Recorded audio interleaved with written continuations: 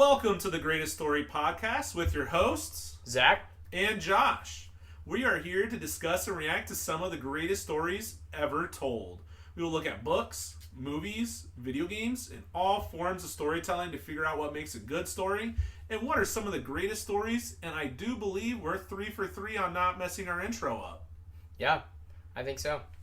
Well, speaking of not messing up, we have a poll on Instagram from Star Wars Week where we asked, who's your favorite Jedi Master? Or rather, who would you apprentice under? Yeah. And who are those options, Josh? Well, we had the classics. We had Master Yoda. We had Obi-Wan Kenobi, also Master. And I guess technically also Jedi Master Luke Skywalker and Citizen Tano. I guess that's true. Citizen. Yeah, personally, I think out of those, I'm going to go with either Luke or Obi-Wan. But you got to get out there and vote to make that come true. Well, the vote's in. Should we give the result from the poll? Yeah, go ahead. Cool. Jedi Master, who wins Teacher of the Year, would be none other than Kermit the Frog. Kermit the Frog here. Master Yoda. Puppet Yoda. Yay. Yep. Sound effects. So good. So good. Well, he has been training Jedi for 900 years, so. Yeah, and will you look that good when you're that old? Probably. Was not expecting to look as good when you reach. You will not. Speaking of good, not speaking of you being like 900. Right, yeah. Consumed any good stories recently, Zach? I did. So I just finished the Bad Batch season finale, which was super good. Bad Batch is a pretty decent show. We might do an episode in the future on it at some point, but the season finale particularly was just really clean, tied up a lot of loose ends, it was the last episode of all Bad Batch stuff, so not just the season, but the actual series, kind of finishing that up. Don't want to give too many spoilers, but just really wholesome, good ending. It would be a tribute to the Fast and Furious series because family makes a big appearance, big theme of family. So, yeah. Family. Family's what matters. That's right. So, yeah. And if you want to hear how none of our wild speculations on Patreon came about, go back on Patreon and sub, and you can hear the deepest, darkest, wildest dreams of Zach and I when it came to Bad Batch. Yeah, definitely. I think some of those still could potentially happen in the future, but, you know, like a spin-off show. We're not there yet, though. They'd have to go back and listen. Exactly. So, Josh, is there any news stories that we're considering and excited about? Yeah, this week was a little slow. I got 2 small video game news, but they're franchises that we hold dear to our hearts. First, literally, I think in the last 24 hours, Tales of the Shire was announced, and it's going to go to all consoles. And it looks like, what is the video game? Are you talking about Animal Farm? Yeah, it looks like Animal Farm, but set in the Shire. Looks super relaxing. Watch the trailer. Very soothing. Like, if you have a lot of anxiety and need to take, like, a 45-minute to an hour-and-a-half spell, looks like it would be something that really gives you some, like, soothing vibes. Yeah, for sure. Editing Zac here. What we meant to say was Animal Crossing, not Animal Farm. The next one, which looks like it will not give you soothing vibes, is Star Wars Hunters, which will be a free app, and also I believe it'll be free on the Nintendo Switch. And it looks like an Overwatch copycat with Star Wars skin on top. So a basic arena shooter. It looks like a lot of fun. I'm excited for that one to come out, and it looks like it's supposed to arrive early June. Very cool. Very cool. Yeah, so you can, grow your potatoes, smoke your pipe weed, and hunt down all of your other Jedis. Star Wars gladiators. Yeah, that's right. Who else do we want to hunt down, Zach? That sounds terrible.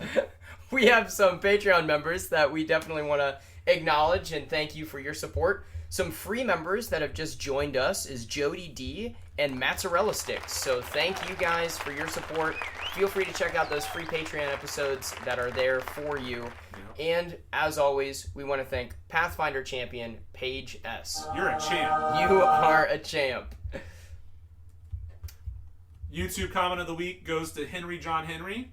You guys can always suggest movies, books, comics, whatever story you want.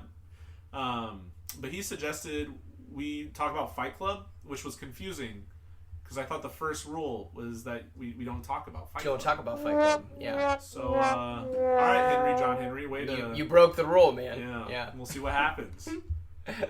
Cool. Yeah, I think that would be something for us to consider. May show up in another season.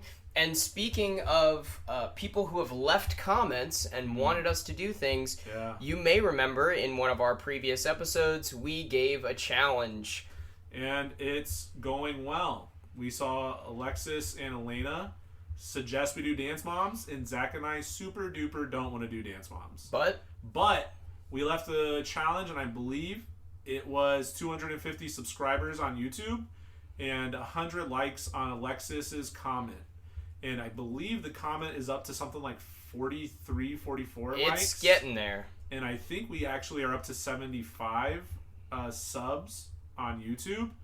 And so, one, super helpful, super cool. The more likes, subscribes, viewers that watch to actually sub to our channel will help us beat the algorithm and get out there.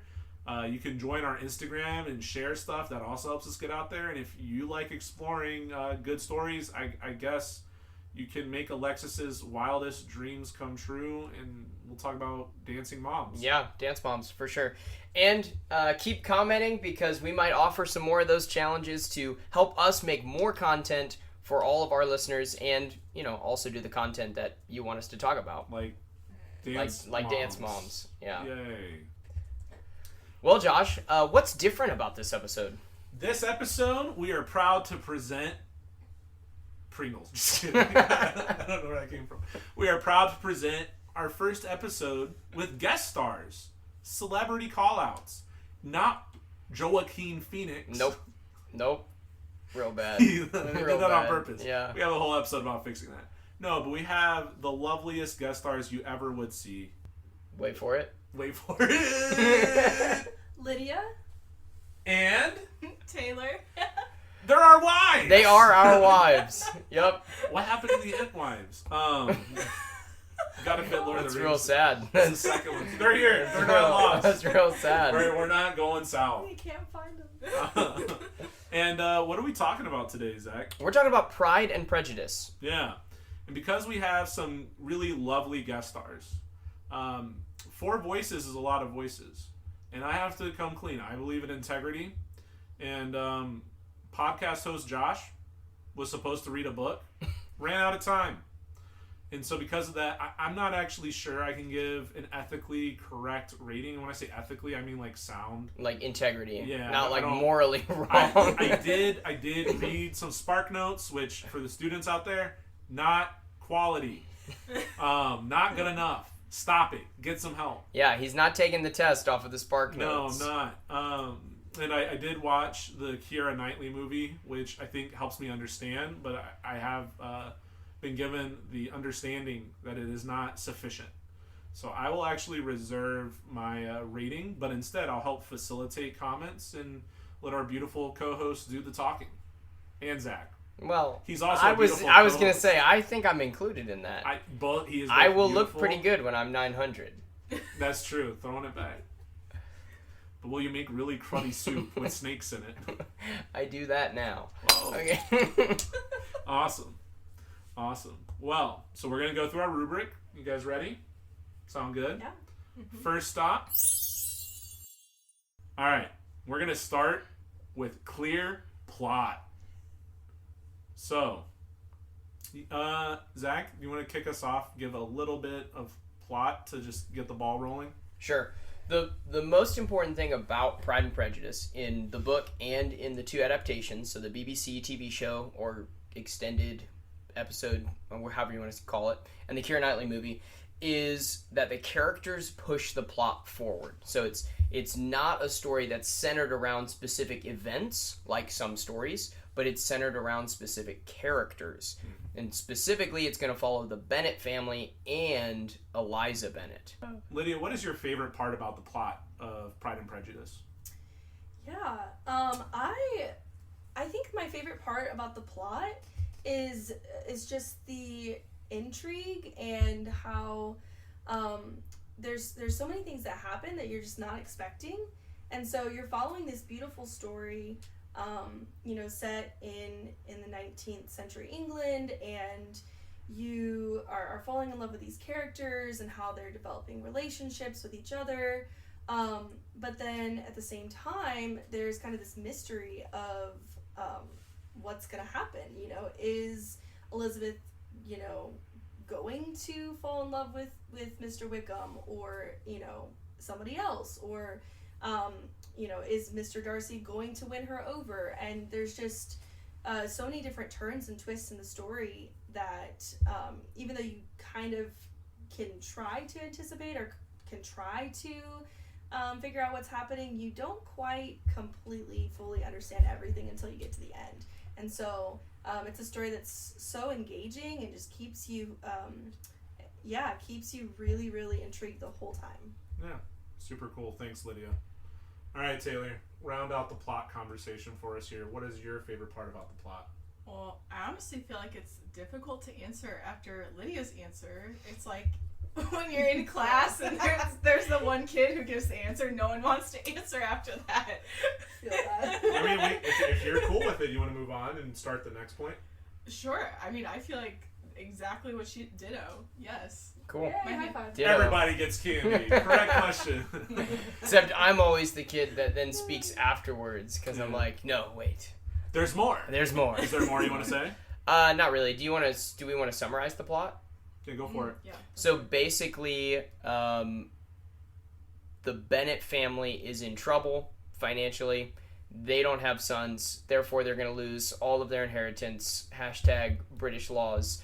And then the whole story is following this conclusion to this kind of problem that's presented, and that is traced through the two eldest daughters, specifically Elizabeth. Yeah. And that's the clear tension. Yeah. But speaking of clear tension, do you think there's a clear character arc, Zach? I do. I think so. The two main characters, obviously, which if you're kind of reading along or following along in the movie, it's going to be this will they, won't they kind of idea between Elizabeth and Darcy. And so I think those are the two characters that have clear character arcs. Yeah, so Lydia, which character do you think has a clear character arc? I mean, I would say both Elizabeth and Darcy have clear character arcs. I think really this story is trying to get at the fact that really anyone is capable of being proud or of being prejudiced. And even though Elizabeth tends to take on more of the pride at first, you see her pride in being wounded, and she is, how could Darcy, treat me this way? She actually has prejudice as well. And then Darcy, who at first is very prejudiced against Elizabeth's family because of their status, and he finds them kind of embarrassing and just socially in the way that they're not as civilized, and they're not his class. He also is very proud, and so I think you could really look at a lot of characters, even Mr. Bennett. He's kind of proud of his wit and his intellect, and that is kind of a downfall for him because then he's not able to properly take care of his family and see that his family's kind of falling apart. And then Lady Catherine de Bourgh is another example of being super proud, and thinking that she can control everything, and she can, make sure that she marries off, her daughter to Mr. Darcy. So I think Elizabeth and Darcy definitely have clear character arcs in terms of those characteristics. Yeah. I mean, after all, she is the patron Lady Catherine de Bourgh.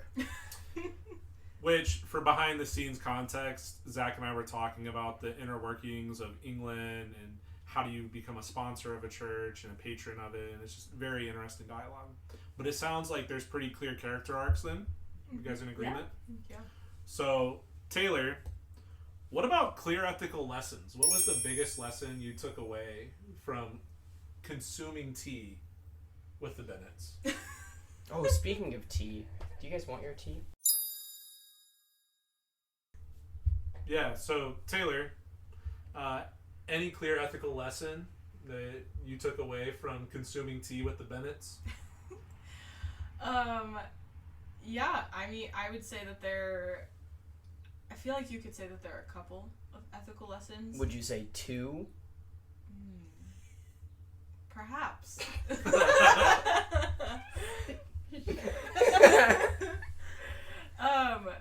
I think for me personally, we rewatched the Keira Knightley version of this, just to jog our memories, right? Mm-hmm. And I think for me, something that stuck out was just the lesson of, I think maybe it's human nature, but the lesson of your pride and allowing it to get in the way of your relationships.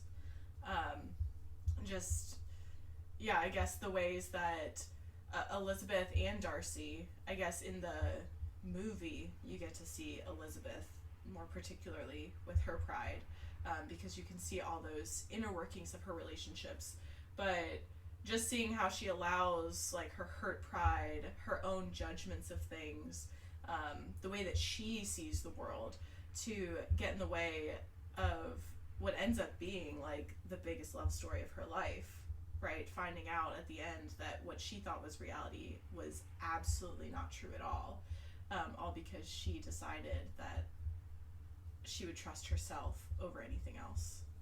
Yeah, very cool. Something I noticed, and I'm curious what you guys have feedback on, is in watching the movie, like the plebeian I am, I noticed that the younger daughters, and then also Mrs. Bennet, bring up this theme of immaturity. Mm-hmm. Would any of you three want to take an initial stab at discussing that and what we learned from the Bennet family as a whole? I can talk about Mrs. Bennet. My poor nerves. On the contrary, my dear, they've been my constant companions all these years. Yeah, Mrs. Bennet, she's very immature in the way that she handles stressful situations. Mm-hmm. Anytime that things don't go her way or that she is, anxious, she basically takes on this like incapacitating anxiety, mm-hmm. and she has to go to her room and she doesn't want to socialize with anybody unless it's her friends from town that come and she hears all of the gossip tea. And the tea mm-hmm. that's going on, and so she likes to stir up drama, and she doesn't really handle conflict well at all. And we see how this affects her family, in that her daughters, with the exception of probably Jane and Elizabeth, are all rather silly and don't really know how to make good judgments and handle conflict. And so we see they each kind of don't succeed in the way that Elizabeth and Jane do. Yeah, I think there's a very clear comparison between Lydia and not my wife Lydia, but Lydia in the story and Elizabeth, especially when it comes to Mr. Wickham. Hey, that's really good. Thank you for talking about the ethics. What about conflict? So we mentioned a character, Taylor, very briefly. Would you like to talk about the poor lieutenant? Wickham? Mm-hmm. Mr. Wickham. Yes, so this is, I would say, a big conflict, right? I mean, him as a character poses quite a bit of issue in this story. Between is Elizabeth going to fall in love with him, but we really want him to fall in love with Darcy, but you have this man over here, to then the big conflict later on with Mr. Wickham and Lydia running away. Again, not this Lydia. Yeah, not me. Which, strangely, does bring a measure of resolution to a more meta mm-hmm. conflict. So, we've kind of hinted at it, but Lydia, what is the meta conflict? Or Zach? Sorry, I'm completely blank. What was the meta conflict we hinted at? Oh, like the fact that the Bennets need husbands. Oh.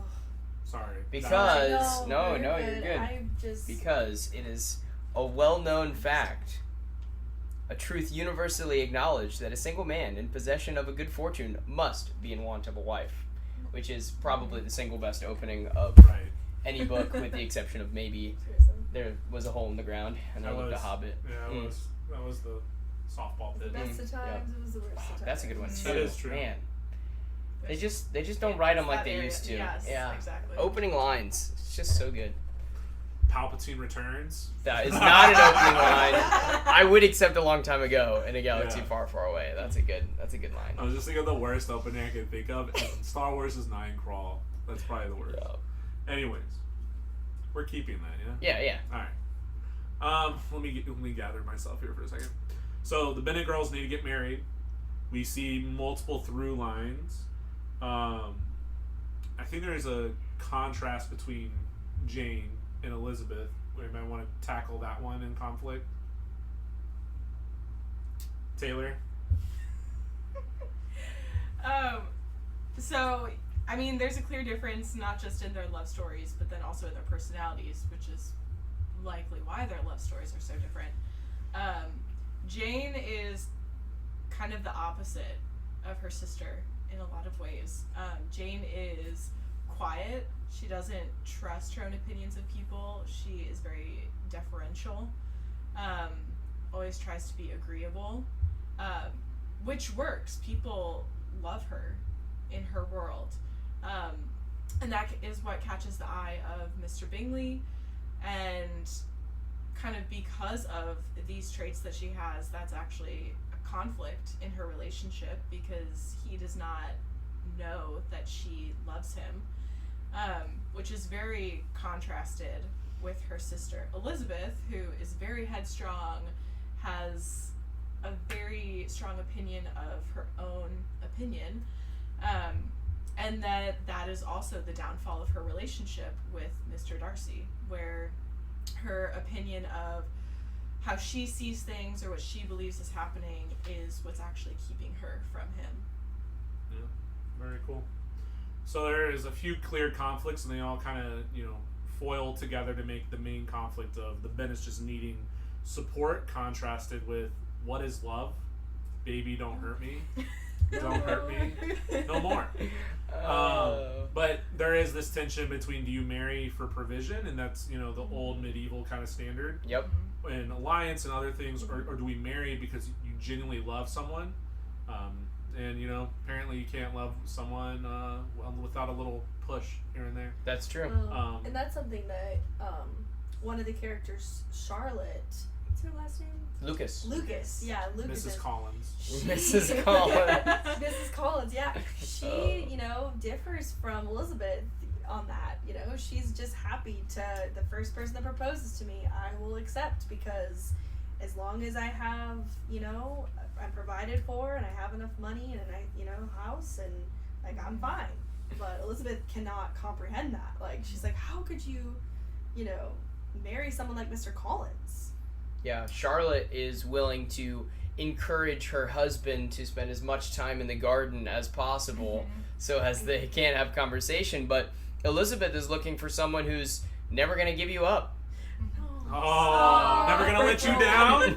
No. Never gonna turn around? And hurt you. You know what else is not gonna hurt? I think, Zach, this might be the most important point for you, so we're gonna transition along to engaging and relatable characters, and because I'm pretty confident Zach's pretty excited about this point, I'm gonna pass the ball to you to start. Cool. I will catch the ball and sink it from distance. Here we go. Oh. Yeah, just keeping that going. Deep three. I don't know how basketball came up into this, but here we are. Here we go. Yeah, so Pride and Prejudice, with its characters, is where the story really kind of takes flight, and that's what it's most well known for. No character is out of place in this story. All these characters are arguably some of the best and most developed characters ever created, especially with Elizabeth, who is often considered one of the most intriguing, complex, and developed characters in all of literature history.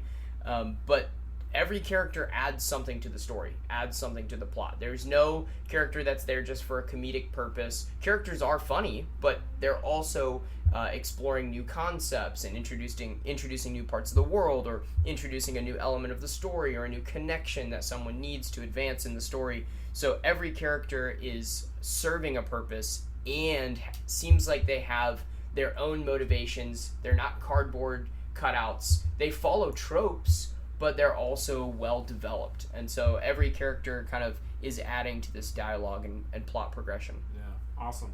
So I'm going to throw a wrinkle in. You ready, Lydia? Mm-hmm. I'm going to remove Elizabeth and Darcy. Mm-hmm. Outside of those two, who's your favorite character? And just a little bit of why. Okay. I love Mr. Bingley, because he is just such a charming young man, and he's just so kind and respectful, and you know, he respects his friends, and so, you know, he listens to Mr. Darcy's advice when he's concerned about, hey, I'm not sure if you should, you know, marry into this family. And even though he's like basically in love with Jane, he still is like, you know what, he's had more life experience than me, you know, I should probably listen to him. But then in the end, he, after, you know, listening to, you know, advice of his peers and his elders, he has the conviction to, you know, I do love her, and I've thought through all the pros and cons, and I'm gonna go after her, you know. And so he's a very honorable young man, and I really appreciate that about him. Were we talking about Zac? Were we talking about... Oh, thank you. I really wanted to say that, but that sounded super arrogant coming from me, so... I figured you wanted to be after that's me. why you're a co-host. Yeah. Well done. Well This done. is why we get the big The bucks. big bucks. From The Paige $30 a month from Champion Paige S. Just another shout out. Zach All right. is like Mr. Bingley with like Without the little... Well, on that I was note, gonna say without the money and with a little like tinge of arrogance. so we had Zac on Cloud 9, and you just brought him to Cloud 7. That's what she's there Well, for. Fair enough. A little bit of the Mr. Darcy mix in. Yeah, that's true. Brooding and mysterious. Yeah. Can't live with them, can't live without them. Zac. Well, Taylor. So same wrinkle, right? You can't pick Elizabeth, and you can't pick Darcy, And now you can't pick Bingley. obviously. Oh, my word. Mr. Collins. I definitely. I don't He think is so. funny. He is. Or are you rolling with Collins? You can pick whoever. Oof. That's a good question. In a sense, okay, she doesn't really change at all, so she's not a particularly dynamic character. But I do actually really like Mrs. Bennet. I think I can, like, thinking about, first of all, she does help push things along a lot in this book. She's the person who, I mean, one, she is like a wrinkle in a lot of things. Yes. People don't die from colds. Exactly. So she pushes the plot along, and she is really like a big reason that the plot exists. So for one, she's essential to the story, but two, she's entertaining.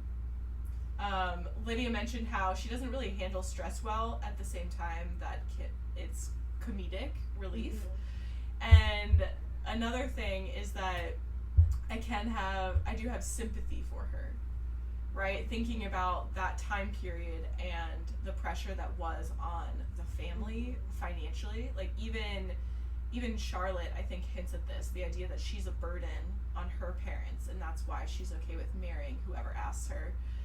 And thinking then about Mrs. Bennet and how she has 5 daughters, and they are not a wealthy family. They do have land, they do have a property, but they're not wealthy. Mm-hmm. And it doesn't seem like their estate is doing very well either.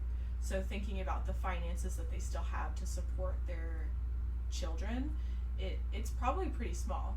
So I can understand where her anxiety is coming from. And so for that, I think I have sympathy And then I appreciate the comedic relief she offers from that. Yeah, so it sounds like this is probably the strongest point in our little rubric. So moving on, I think I'm just going to pass this one to Zach quickly. Yep. What about the world? Is it captivating? Yes and no.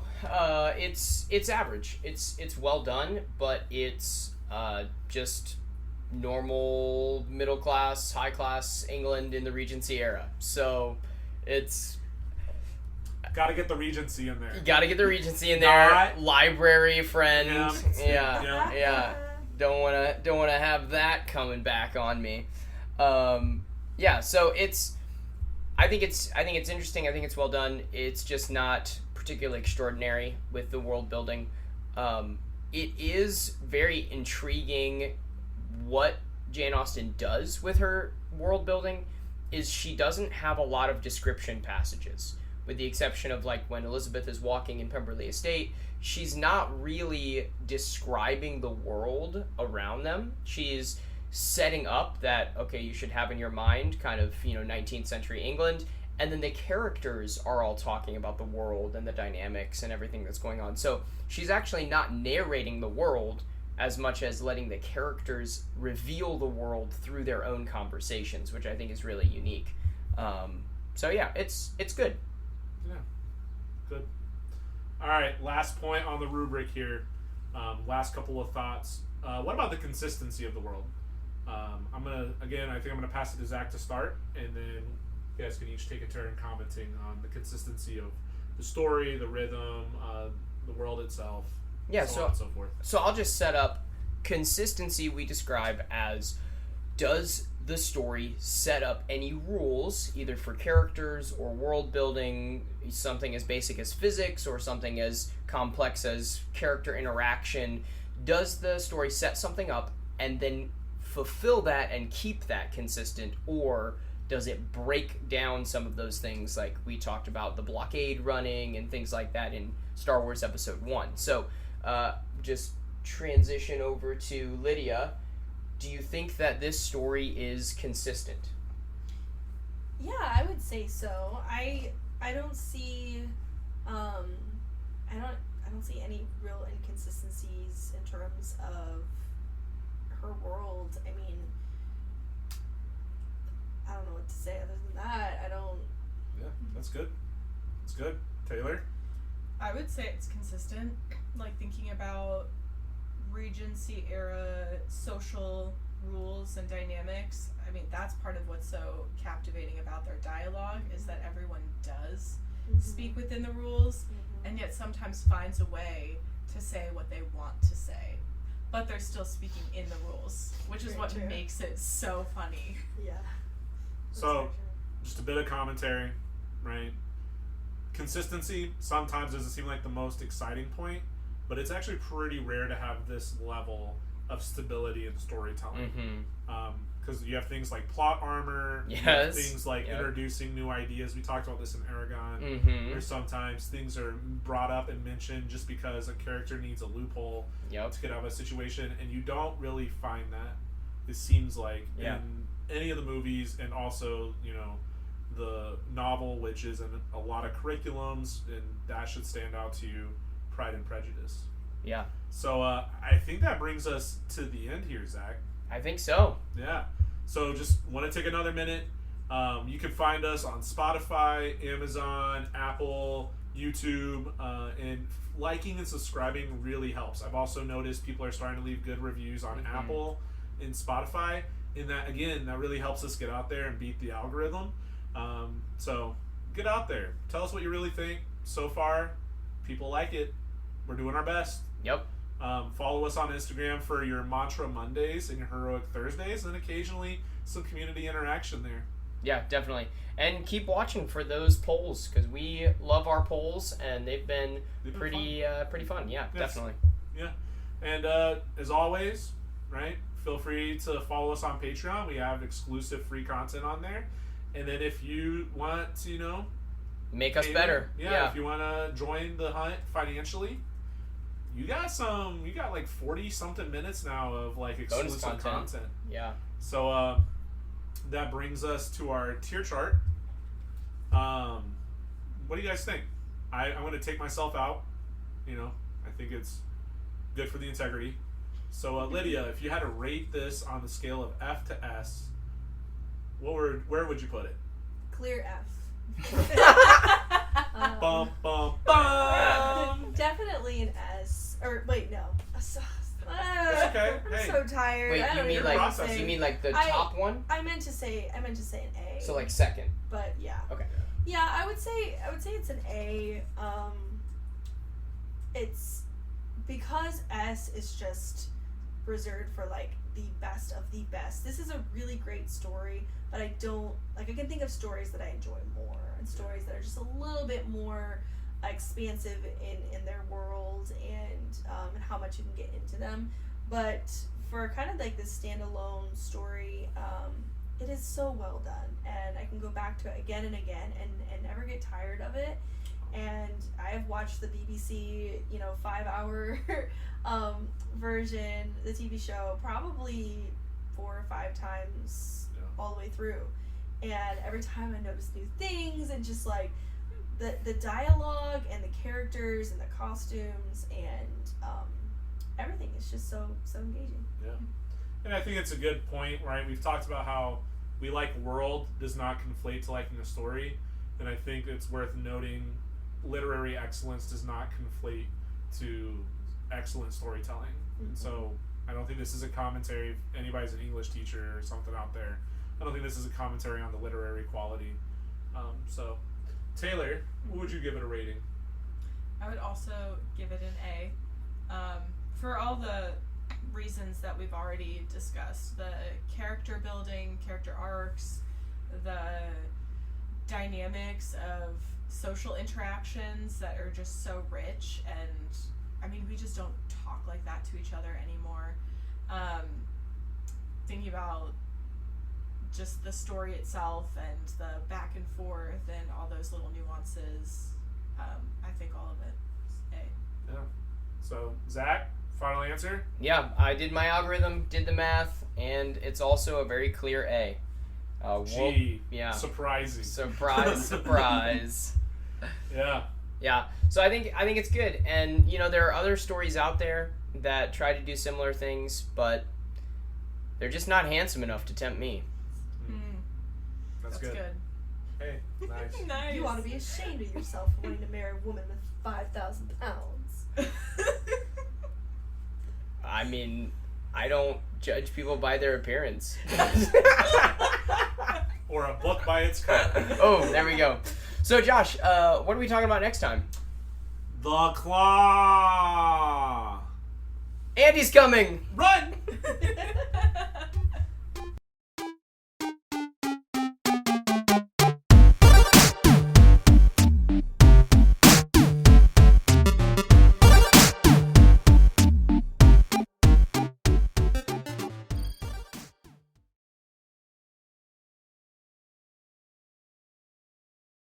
Clear pop. Clear pop. Well, we found our blooper for the week. Clear pod. Obey federal rules and regulations, everyone. I'm doing my part. Who do Starship Troopers would wind up here? Would also. Yeah. Alright, well, that's the blooper. Speaking of... Don't cut that out. Cut that out. Don't No, cut it out. No, that's- cut it out. Cut it out. Yeah. It's fine, we'll stop. I'm also okay leaving it in. Me too. We'll find out. So it'll be a surprise whether or not Lydia hears this section or not. Tune in next time